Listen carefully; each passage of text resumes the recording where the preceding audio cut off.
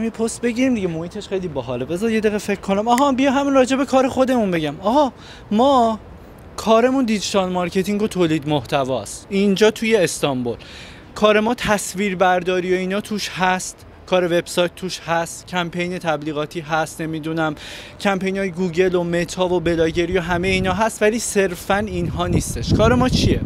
کار ما اینه که ما اول میایم نسبت به کسب و کار شما یه پلن دیجیتال مارکتینگی مینویسیم که چجوری به شما مشتری بیاریم برسونیم، یعنی چه اقداماتی رو انجام بدیم که تهش منجر به این بشه که برای شما مشتری بیاد. این پلن رو کامل مینویسیم و بعدش میایم کارهای همین تصویربرداری، وبسایت، تبلیغات، همه اینها رو مو به مو دونه به دونه انجام میدیم. کارایی هم که انجام میدیم فکر نکنید خیلی کار خاص و عجیب غریبی و امیزینگ و جادوییه. همین پستای آموزشی که فکر کنم 120 تا چقدر توی پیج من هست که دارم آموزش میدم، اینا رو ما معمولا دیگه کارفرمایی که نمیتونن آموزش‌ها رو ببینن خودشون انجام بدن، ما همین کارا رو خودمون برای کسب و کارهای مختلف توی استانبول انجام میدیم.